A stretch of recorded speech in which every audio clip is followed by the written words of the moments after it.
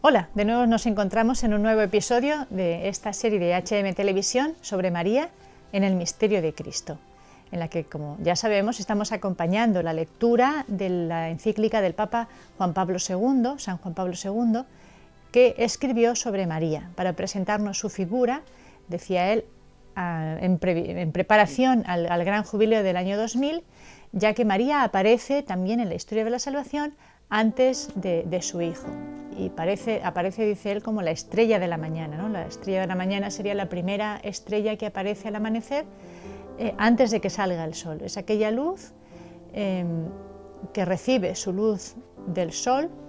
María recibe toda su gloria, toda la gracia que ella tiene, la recibe de Dios, pero aparece primero como anunciando el amanecer.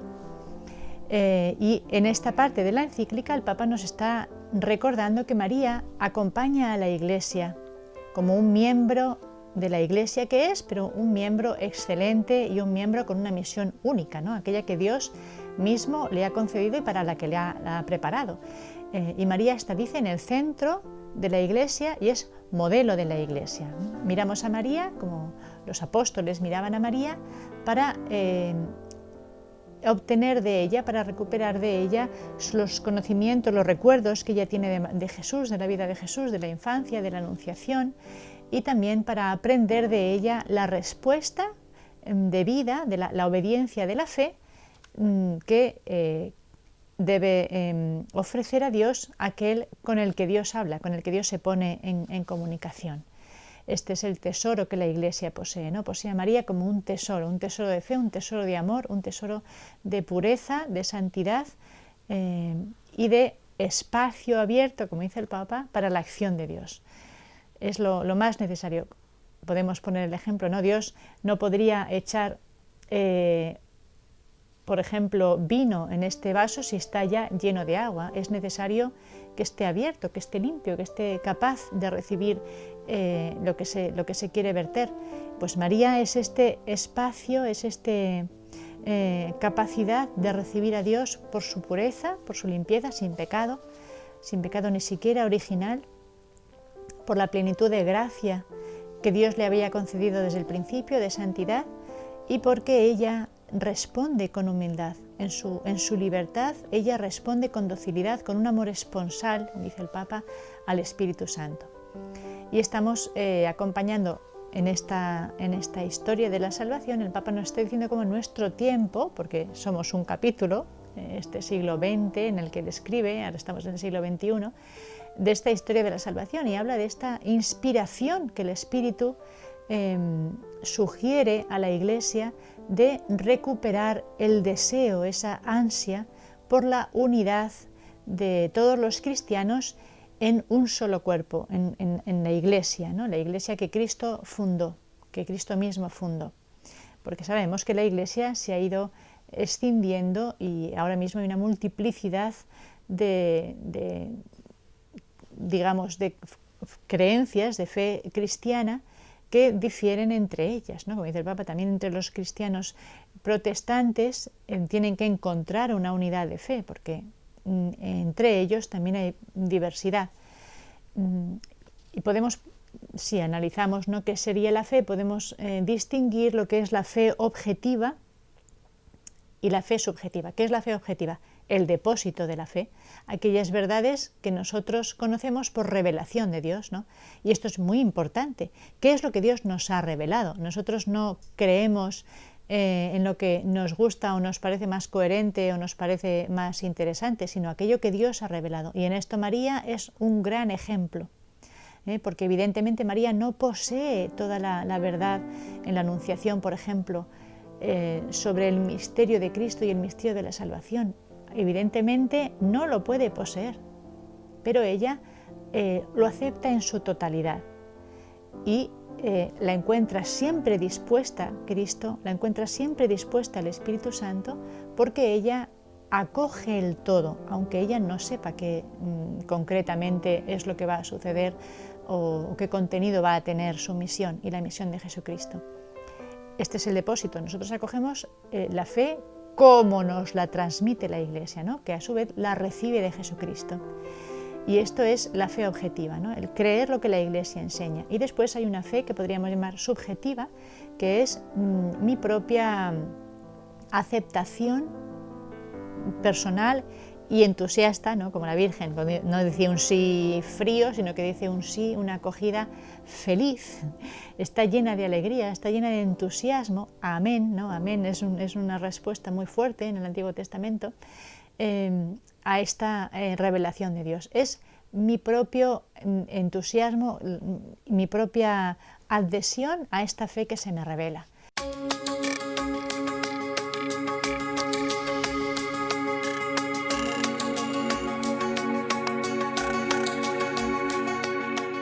El Papa precisamente nos va a hablar del Magnificat como una enseñanza de María expresa allí su oración, lo que tiene dentro de ella, ¿no?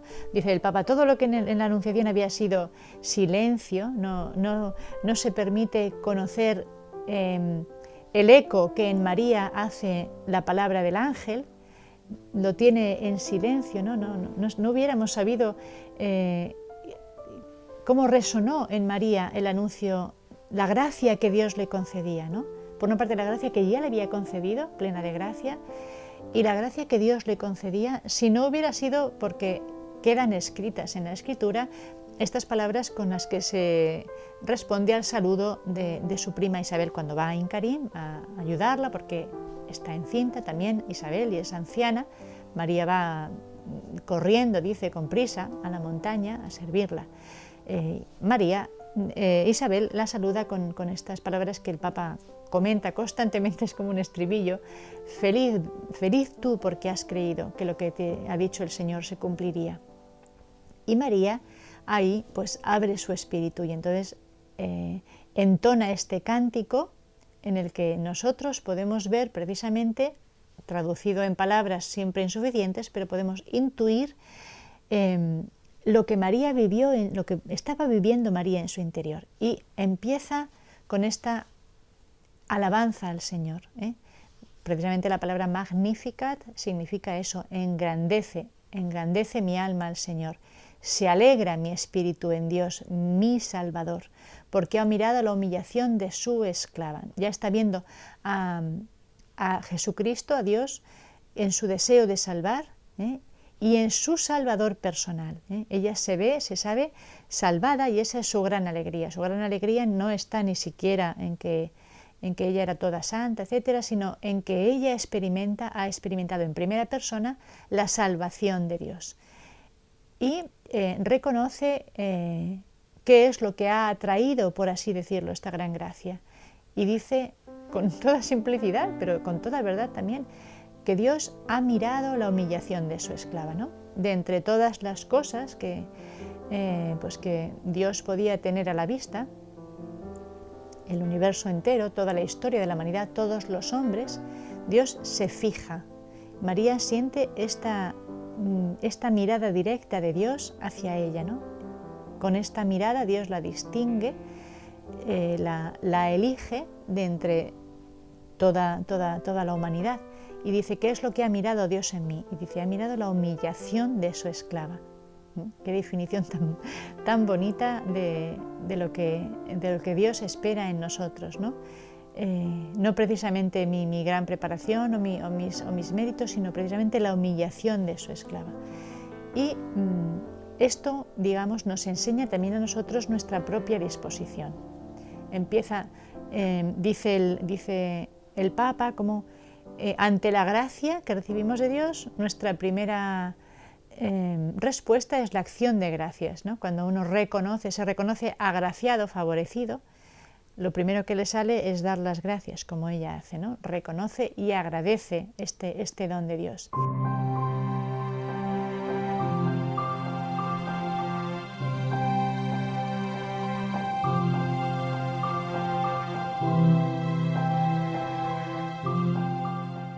Leyendo las palabras del Magnificat, podemos, como decíamos antes, leer en el espíritu de la Virgen, ¿no? Cuál es su respuesta personal a la gracia que ha recibido. Y en ella podemos también, todos los cristianos, encontrar una unidad espiritual, en la Virgen, en el modelo que es la Virgen y en este, como decíamos, motor de humildad, de fe y de amor que es el corazón de la Virgen. Porque ella empieza así, dando testimonio de lo que el Señor ha hecho con ella, con una sinceridad y una humildad arrebatadoras, ¿no? Que es tan bonito. Ella no oculta lo que el Señor ha hecho en ella. Y enseguida ella misma se ve en esta historia de salvación, no sé, porque lo que Dios ha hecho en mí, ella lo ve como entrabazón, como que tiene un puesto lógico en la historia de la salvación con la que Dios ha decretado la salvación de los pobres y del pueblo de Israel, porque pasa enseguida del singular al plural, ¿no? Empieza a decir, Dios se ha acordado de Israel su siervo, Dios derriba del trono a los poderosos y enaltece a los humildes. Empieza a darle una proyección universal a lo que Dios ha realizado en ella. Aquí, evidentemente, se corrobora lo que el Papa nos está diciendo, ¿no? Que a María hay que verla a la luz del misterio de Cristo, a la luz del plan de salvación. Como ella también lo reconoce, ella reconoce que esta gracia que ella ha recibido tiene una proyección en la historia de la salvación y en este plan de Dios de salvar a Israel y de salvar a los pobres. Esta mención de los pobres es muy hermosa, ¿no? María se cuenta entre los pobres de Yahvé.